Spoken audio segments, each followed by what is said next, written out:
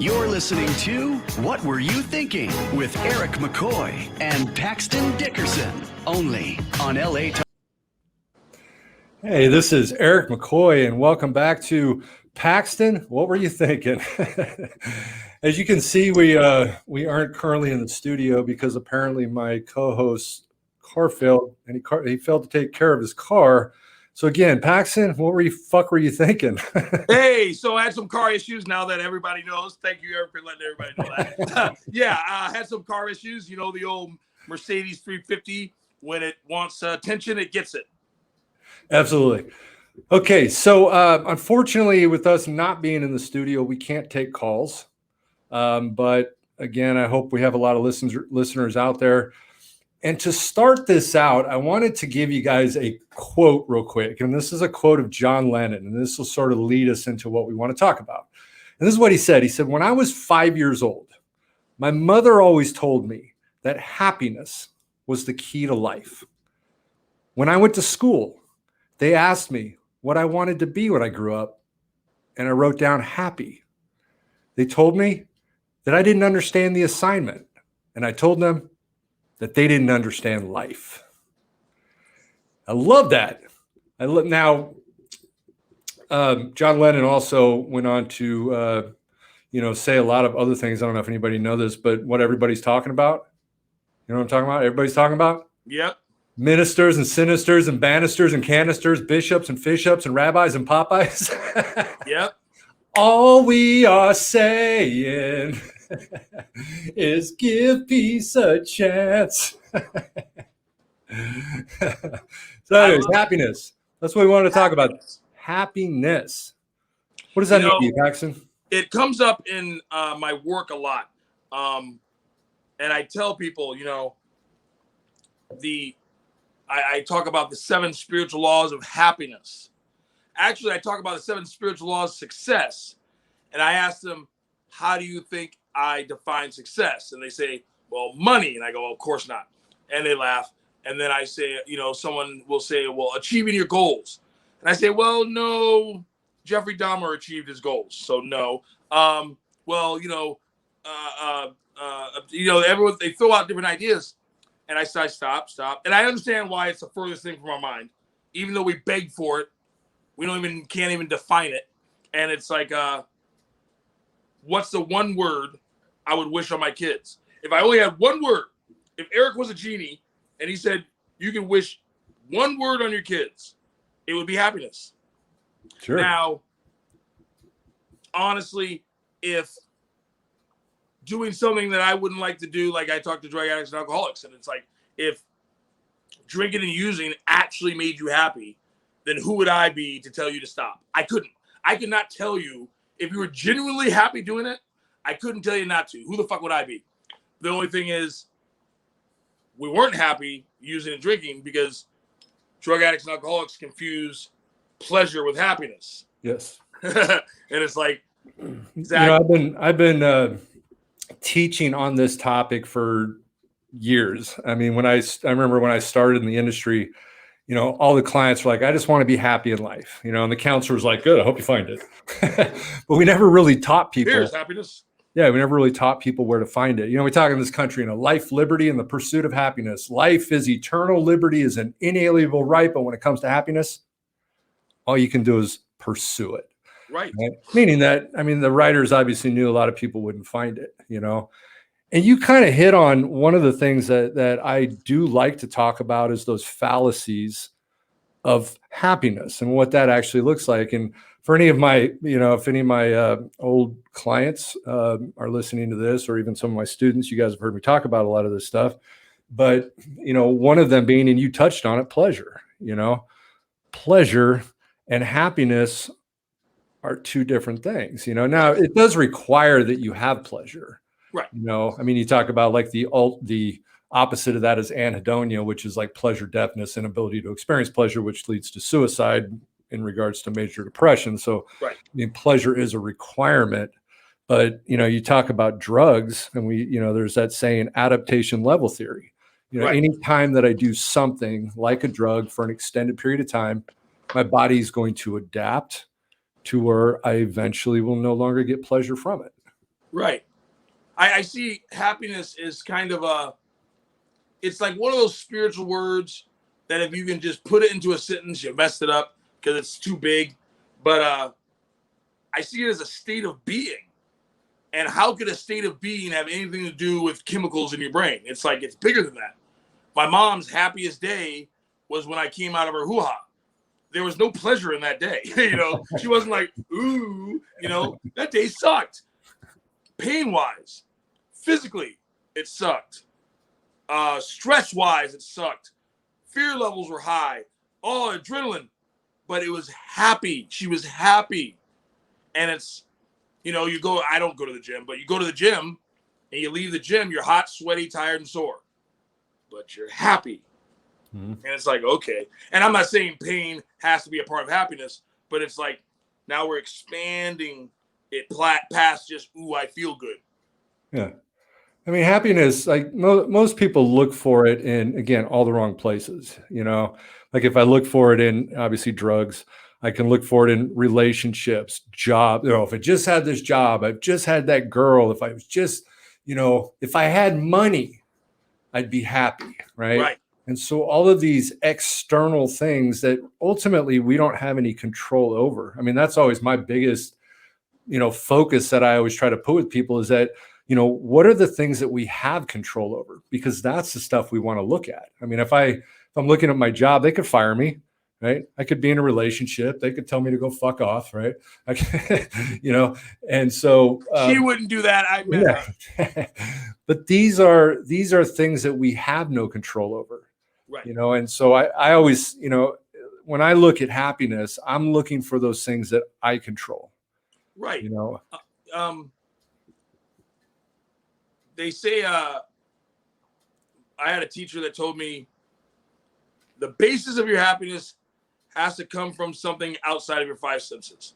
If your happiness comes from something that you can touch, taste, smell, hear, or see, then your shit is fragile, delicate, and I can take it away from you with a gun. And it's like, so it has to be something beyond that. Well, what's beyond that? I don't know. Ethics, morals, hopes, dreams, belief, these big words, and I love what you said. Happiness, it's like, if it's external, then it has a time limit and it's fragile and it's not under my control. So today didn't make me happy. Eric didn't make me happy. My car didn't make me happy. I don't like this necklace. The weather. It's just, I think it's a doorway to the plum. The poor little old me, it's like, oh, I used to be happy and now I'm not, Yeah. Well, let me ask you a question real quick. Sure. And I want to know what you were thinking. What is happiness? Is it, do you define it, you got a feeling, an emotion, or a drive, maybe a mindset? What do you see as happiness? I'm a very happy person, as most people think. And it's not a show. Yesterday I went in and got my toes done, and the people were just like, "Oh my God, you're a happy guy." They just call me happy guy. And then sometimes I giggle because even though I am happy, sometimes people are confusing my energy level with happiness.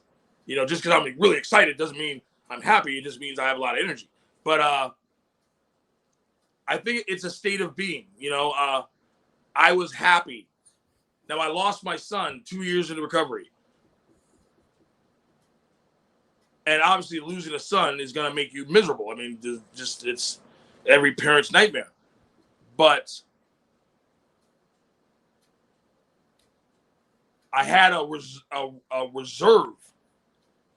Because if I didn't, then I'd have to tell my two daughters, sorry, you're going to have a miserable, depressed dad because something happened before you were born.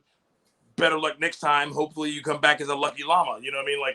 So it's a state of being that can then withstand something that might make you unhappy. I think it's almost like a reservoir. You build up the ATM of happiness so that you don't get overdraft fees or so that, you can afford, daily life on life's terms expense here or there without breaking you. And obviously I didn't say exactly what it is. I think it's a lot of it what it isn't. Right. It's like what isn't happiness. I wish I could take credit for it, but there's a meme that said, beware of destination addiction.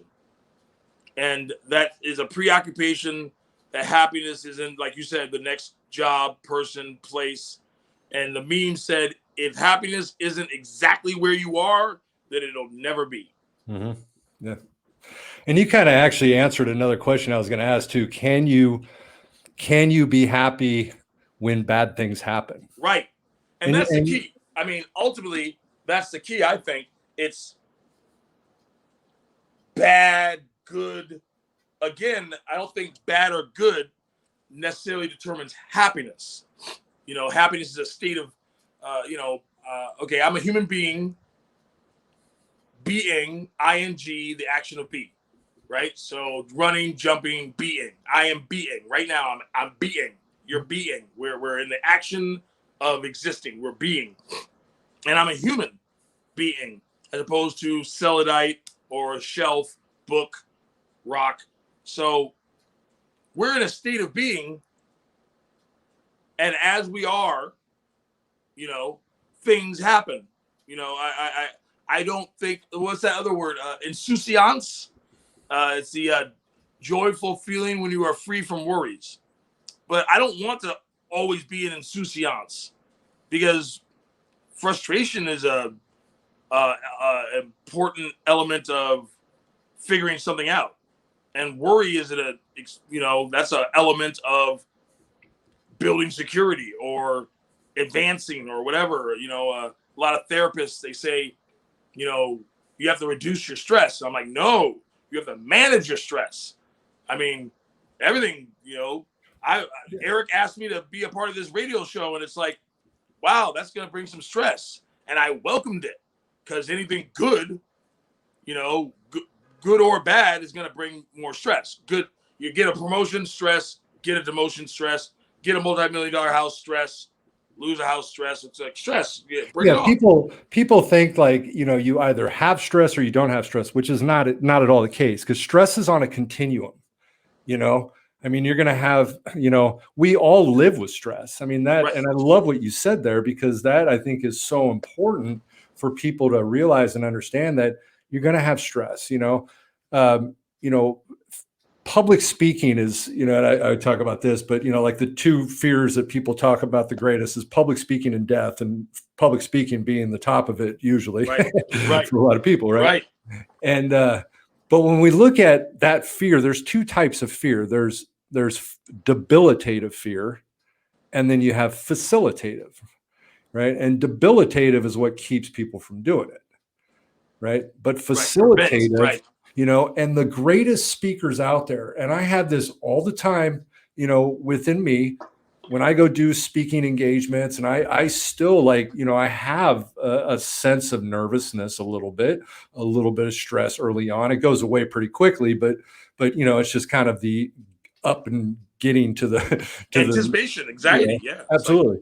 But it's not a no or yes, I don't have or I do have stress, because it's always on a continuum. And I think it's important for people to realize that, right. That, right. And it is about working with our stress. So then maybe, man, we're going to continue this. How about we say this is part one, and we open up part two when we get back in the studio? Because I think then maybe we're tickling on the fact that happiness is, okay, we can say happiness is a positive thing, right?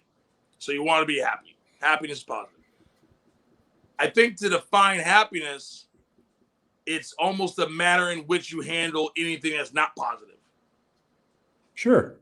Or positive, I guess. So happiness would be how you handle death, how you handle stress, how you handle being hot, how you handle being cold. It's like happy.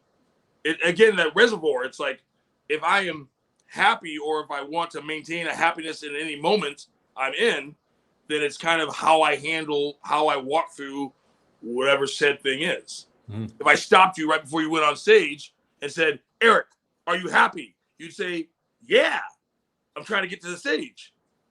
Even though you would have the anxiety and the excitement, and you'd be like, yeah, I'm happy.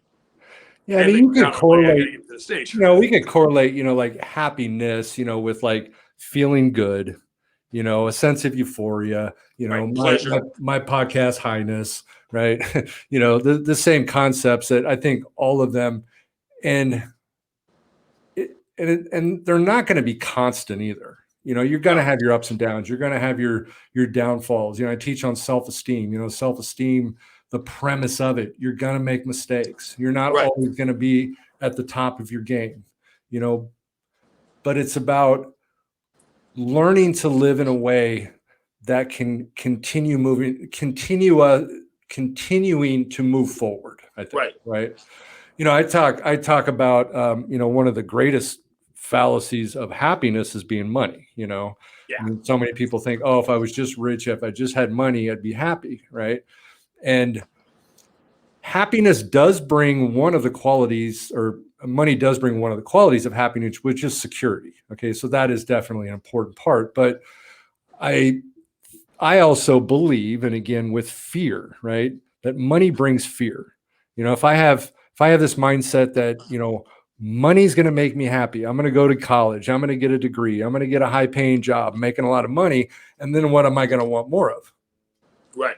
Money, because I want to be happier, right? That's interesting, because I was going to say, some people say that something can happen and then they bounce back and they're happy. I honestly, for me, I'm just happy, and then things happen. And I don't think I bounce back from it. Like, I stopped being happy. I've been mad and been happy.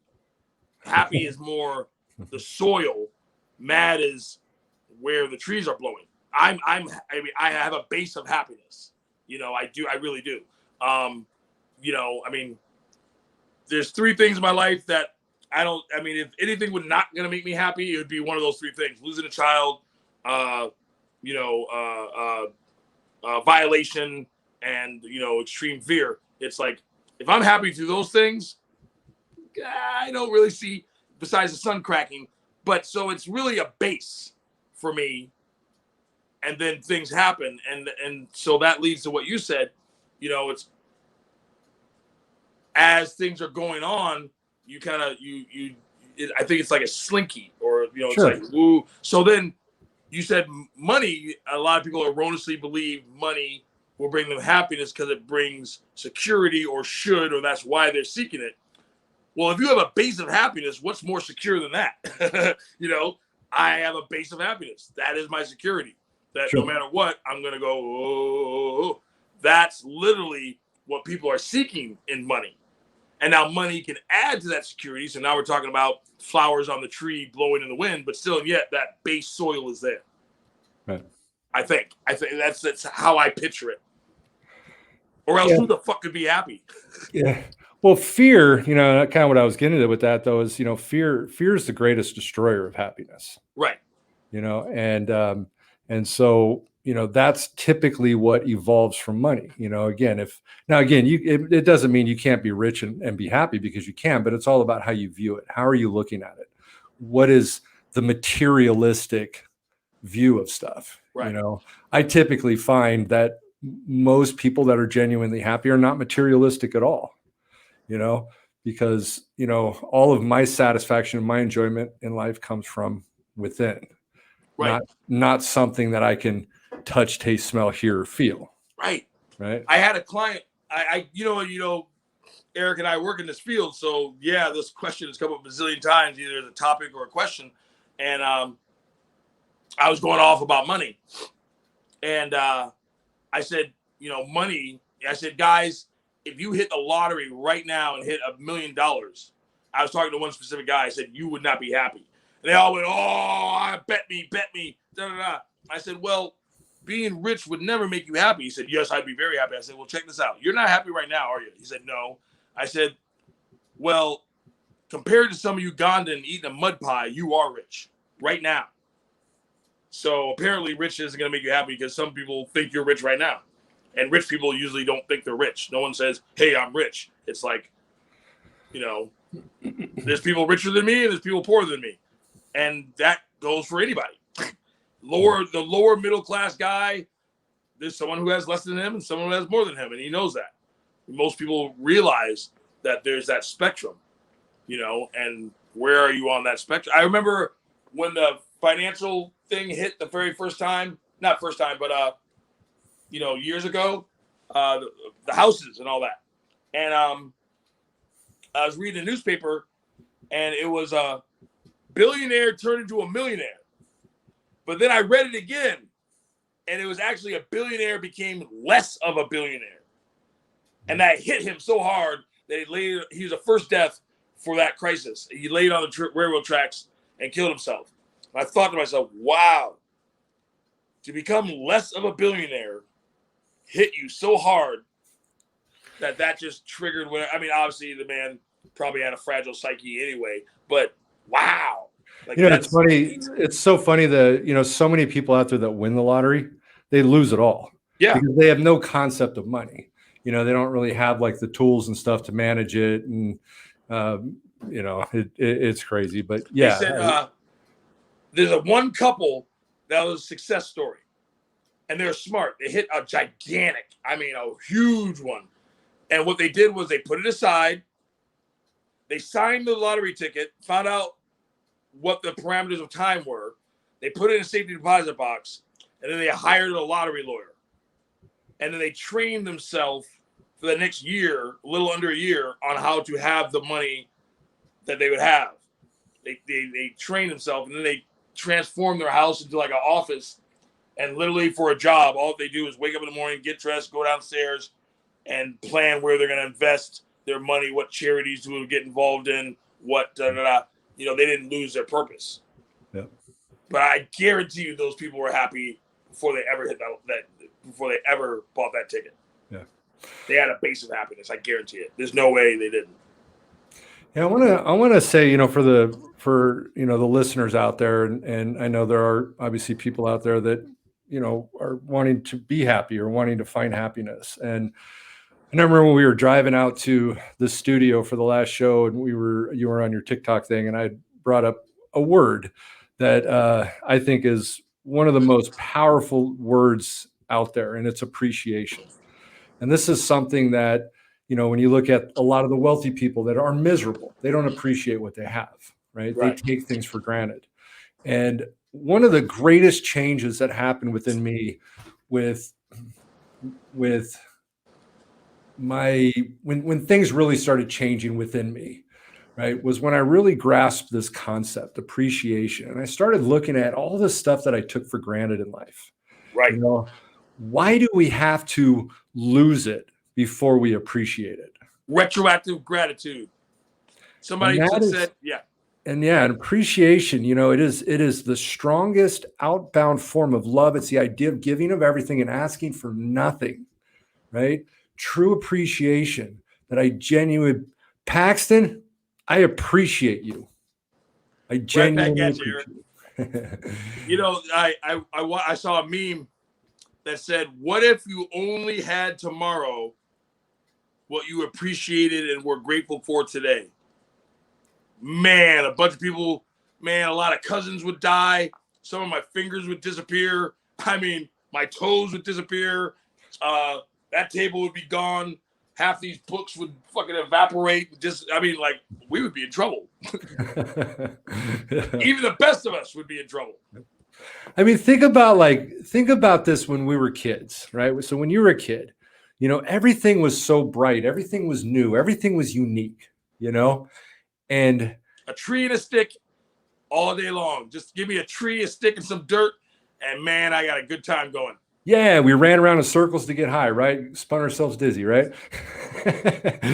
But I thought about that though. It's like, you know, if we could go back or we could start to change our mindset and start looking at things new again, right? Seeing things, because everything in our life today is just oh, I've had this for years, our cell phones, of course, we grew up in times where we didn't have those, which were awesome because our parents couldn't get a hold of us. Back when I was a kid, my parents couldn't get a hold of me. Yep. Now they got a Street lights tag. off, get your butt home. Yeah.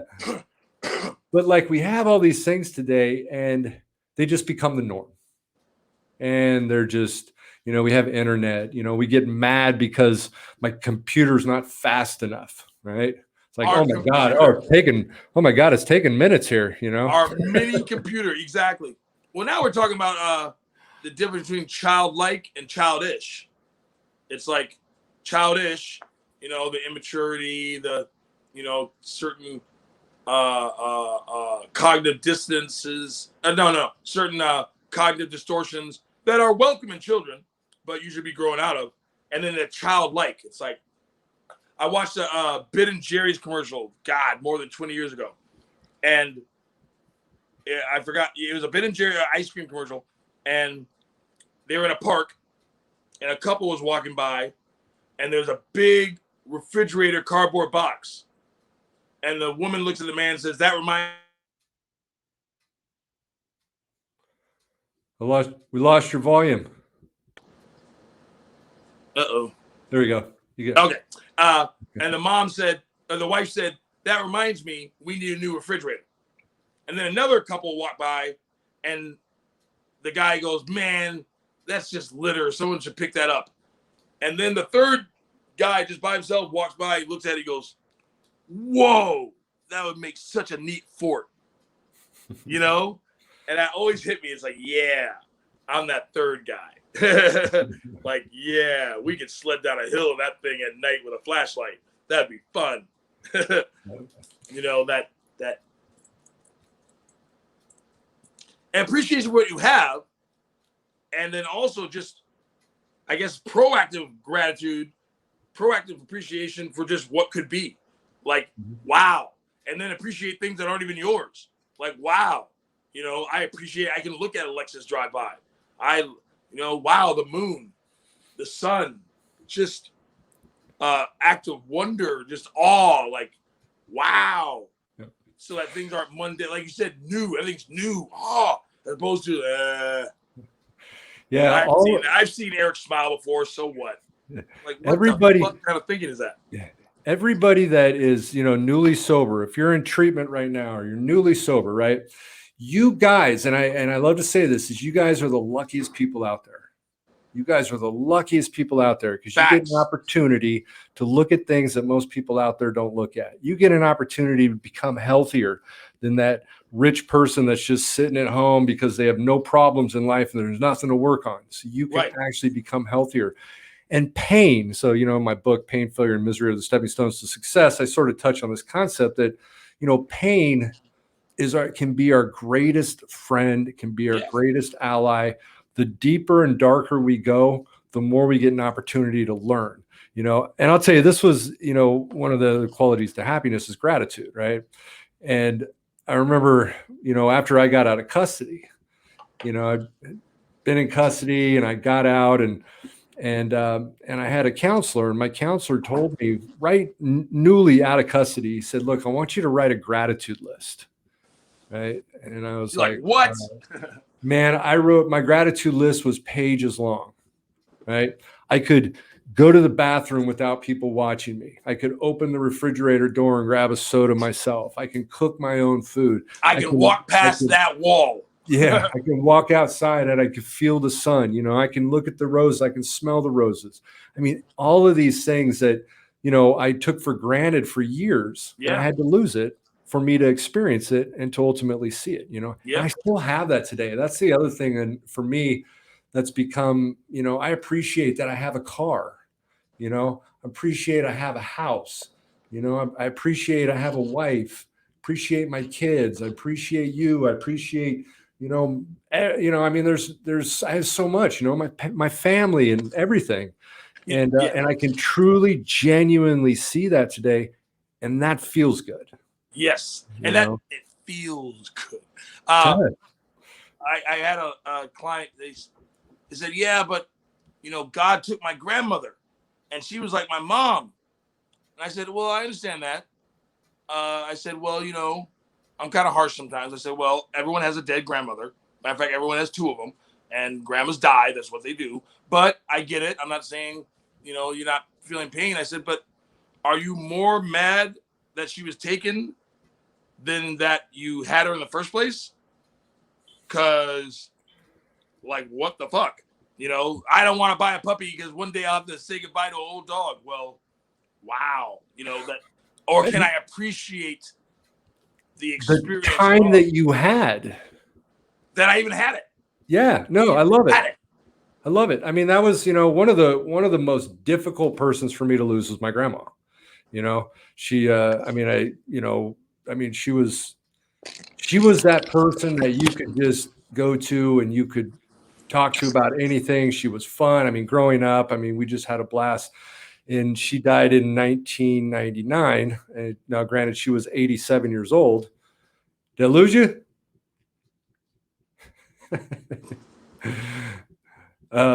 Anyways, she was 87 years old, and that was the hardest thing in the world for me. But that's what I had to come to realize too, is that, you know what, I had all those years with her. You know, I had all that time that I got to spend with her, and that's what became meaningful. You know, because yes, when we look at what the reality of life is that we do lose people. We lose Paxton. He sort of came off the grid here, but that is something I think that you know, when we look at the reality in life, man, you're like popping back off and on, man. The sound went out, so I had to reboot. Yeah. The other thing that I think is important, and I see this with a lot of people though, goes back to like labeling yourself, you know, and people label themselves. And you know, when we label ourselves, we limit ourselves. And I truly believe that, you know. It's a stamp. And you're in one moment. Yeah, because you're labeling by your behavior. Film is rolling. The film is rolling. There's no photos here. The film is rolling, and it's like literally the film's rolling. But you know, as soon as you label, it's not going to change. No. You know, you've stamped it, put it in a box. Well, you label yourself by your behaviors, right? Right. But that's not who we are. We're not. Or mentalities. Not, you know, you say I'm a thief. Okay, even the concept of I'm an addict, right? You labeling yourself by what you do, right? Now, right. This is something that again, we go to the 12-step program. You know, it's something you say. It's what, you know, it's an admission, though. It's not really a label. No. But in the context, though, it can be, you know, because if you're saying to yourself over and over, I'm an addict, what do addicts do? They use, yeah. Right. So in the context, you got to be careful on that a little bit and ingraining that too deep in your brain. Right. You know, but you know, we are not our actions. We're the one that's done those things, but that's not actually who we are as a person. Right. And that's important to separate from. Well, we're not even our thoughts, because a lot of people label themselves according to the way they think or how they're feeling. And it's like, I am not my actions or my thoughts or my feelings. Mm-hmm. You know, those are all temporary things. I am actually, you know, I love the human being, ing, but Augmentino in the memorandum from God, he says you're more than a human being. You're a human becoming. And it's like, ooh, like we are in motion. This is a movement thing. There is no snapshot. So, you know, people worry about taking their picture because they might be blinking. No one worries about blinking in a video because the film is rolling. This thing is actively going on. There's no stop. And even I believe even when we die, it's not stop, it's change. And so that label, you know, what is it? The boxes in my shelf have labels. You know what I mean? And even that changes. Once I start cooking it, it might be something else. But I throw the box away. Throw the box away so I can turn the macaroni and cheese into a casserole. You know, even then the label disappears. Yeah. I always picture and I've always thought about this with psychology. I love psychology, psychology, majored in psychology, and Abraham Maslow's hierarchy of needs, right? Right. And you get to the top of his pyramid, which is, the self-actualizer, the self-actualization stage, and I loved what those qualities were. And I remember when I originally studied that, I really looked at that and I thought that was really, powerful, somebody that's able to judge situations correctly, honestly, they're able to accept, their own human nature with all of their flaws. Right. You're true to yourself rather than being what others want you to be. Going back to last week, we talked about the thinking for ourselves, right? Right. The mission to fulfill in life, or, some task or problem that is beyond yourself. You're free from reliance on other people.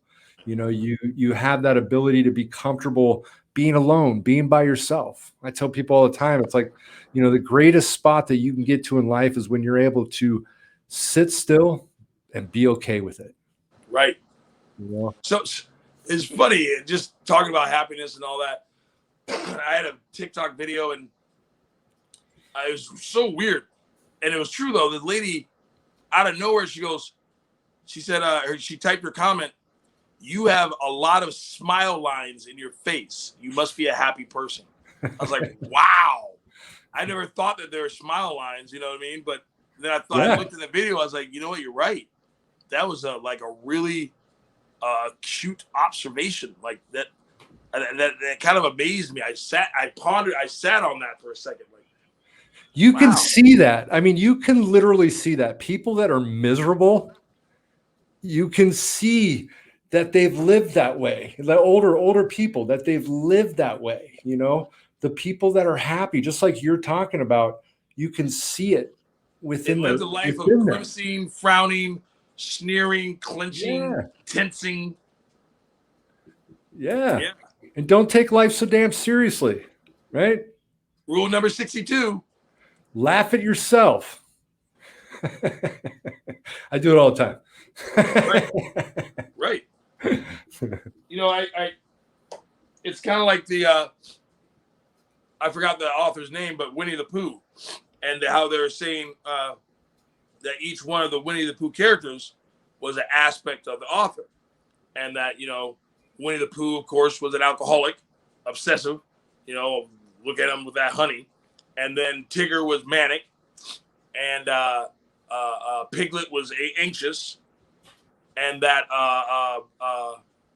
Eeyore was depressed. And it was like that attitudinal stance. Even when they were happy, they were whatever their attitudinal stance was. Hey, Eeyore, did you have a good time at the park? Yeah, Pooh. Had a good time. I think we're going to go to the party now. It's like, oh my God. But that frozen feeling of attitudinal stances. And I talked about today in one of my groups, just like movement, emotion. Keep it moving. Yeah. All the feelings, because I don't see happy as a feeling. I see it as a state of being. Now, being glad or being joyous is a feeling, and that will pass. I'm not always joyous. Sure. I'm not always glad. I'm not always excited. I'm not always serene. I'm not always calm. I don't want to go to a concert and be serene and calm. I want to be excited and I don't want to go to sleep excited and I want to go to sleep calm and serene. And so those feelings, but happiness, I really want to, maybe we should write a book together. Well, we already decided to write a book for our third book, taking the happiness out of taking happiness out of from being a feeling to being a state of being. Because I really don't like happiness as a feeling. Obviously, sure. I understand that if someone said I'm happy, I'm not like, no, it's not a feeling. But it's just, to me, it's not a feeling. Yeah. I mean, it's so much of it's based on perspective. You got are you more optimistic or are you more pessimistic? I always hear people say, well, I'm more of a realist. Well, that's not what we're talking about. We're talking about, it's about how you're viewing it. We're not changing facts, right? Right. We're just looking at how we view it. Are they problems or are they opportunities? You know, I love that you brought that up. I always say, okay, the glass is half full or glass is half empty. And they always say, well, that's a matter of perspective. And I say, no, it's a matter of choice and perspective. Because if we're eating at a restaurant and the waiter leaves it, you know, I don't want to give the waiter a tip. I say he left the glass half empty the whole time. Or if you spilt my water and I wanted you to buy me a new one, I would say, oh, it was half full. It's the spin you put on whatever is real. Because if they're the same, all things being equal, it's only it's your choice and perception. I don't think it's just your perception. It's like you have a motive for that perception. You have operandi, intention. Yeah, but I'm talking about more of with ourselves. You know, sure. Not putting that out on other outside exterior things. Sure. You know, like I said, I mean, you know, is this a problem or is this an opportunity? Do you have an opportunity for growth? Is this something? Well, but even with yourself, you can see it as half full, half empty.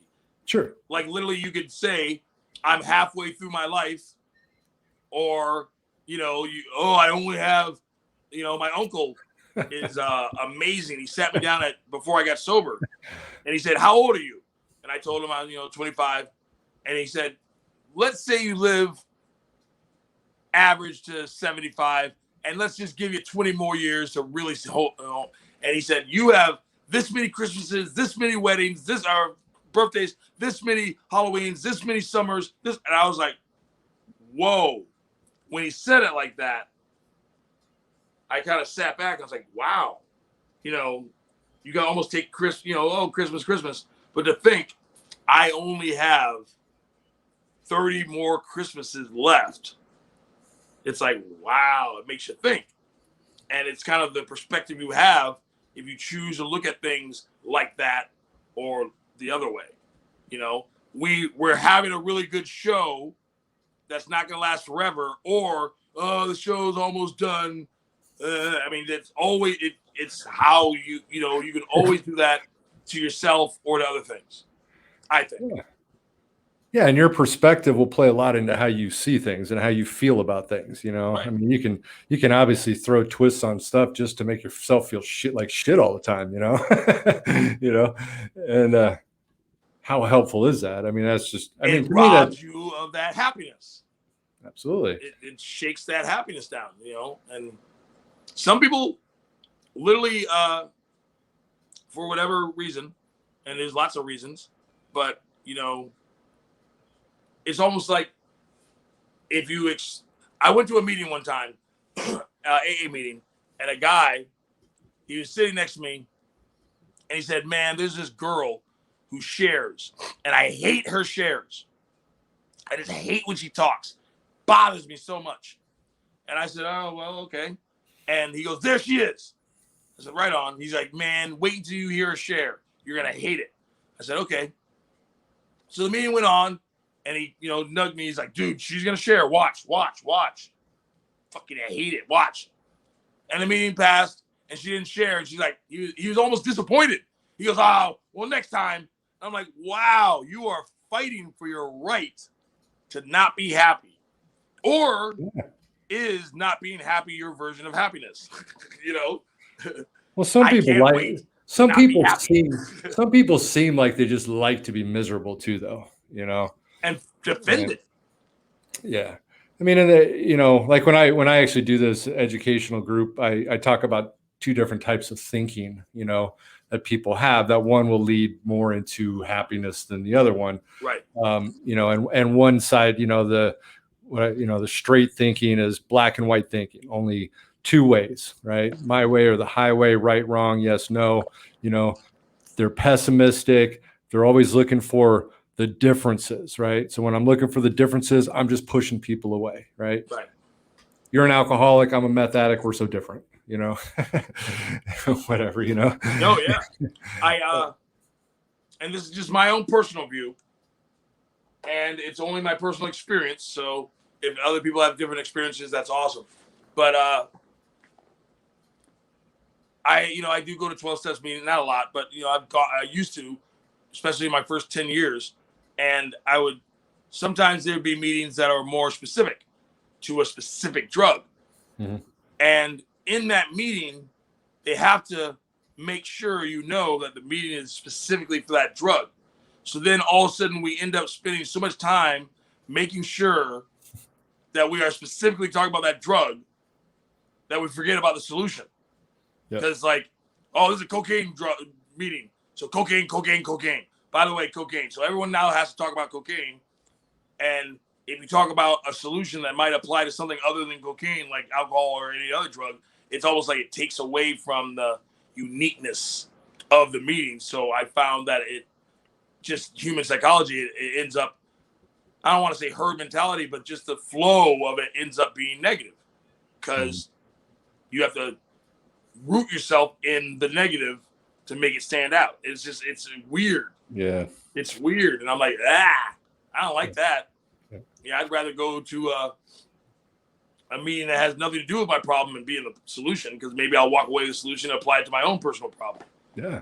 Look for the similarities, find out where we are similar, the shades of gray, looking at all the different options. There's so many different options out there. Freedom. Right. Freedom is, one of the, I always tell the story that, the first time that I felt more freedom than I'd felt in my entire life, I was in custody, which taught me, that freedom has nothing to do with anything external, that it all comes from within. Freedom! I had to do the Braveheart. I could not do it. I had to do the Braveheart freedom. Yeah. But exactly. So, I guess I would challenge all the listeners. I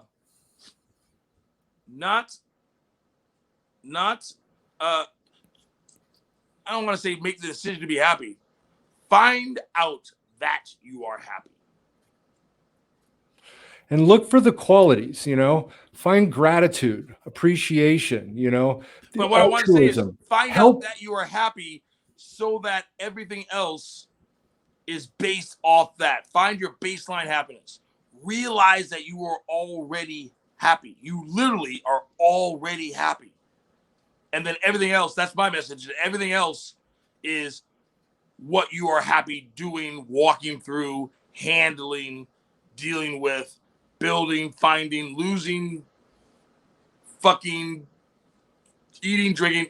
But realize that you are happy, and then put everything else in perspective, as opposed to putting your happiness in perspective with everything else. Yeah. And people in recovery that I see are genuinely happy, sober. They've got goals, they've got dreams, they got a vision, they know where they're going, what they're doing, why they're doing it. They have, worked on themselves. They've learned to love themselves. They care about themselves. They've worked on self-esteem, confidence, self-respect, self-worth, doing, one of the greatest, I teach about impulse control, right? Impulse control. Every action in life has a consequence, right? When you identify all the positives and negatives to everything, both options, all options you have, ask yourself the question, will this really make me happy? Right. Will this really make me happy? We only got about a minute left. So, and we definitely are going to continue this conversation. We'll do happiness part 2 because I want to really hear from other people on this, because that's where we're going to find the beauty, is everyone's coming from that one little point, where they are at any given time. And we'll be able to finagle where happiness is around wherever they are at the time, Yeah. And I think the first part, again, is that we want to look within ourselves. Inside. Go within or go without. In ourselves, Go within or go without. Comes from inside, you got a chance. Comes from outside. Talk to people. Talk to other people, Real quick, I ask people, what's the game of Monopoly? What's the goal of Monopoly? And they say to get all the property. I say no. And they say, well, it's to get all the money. Well, you don't go to Target, buy a Monopoly set, put the money in your pocket, and say you won. And they go, well, what's the goal then? I said, well, the goal is to have fun. The goal of Monopoly is to have fun. And if I'm having fun and the goal of Monopoly is to have fun, then I am undefeatable. How could I lose? Absolutely. Hey, we got to go ahead and end this. I want to thank everybody for listening. and we will see you next week. Thanks. You're listening to What Were You Thinking with Eric McCoy and Paxton Dickerson, only on LA Talk Radio.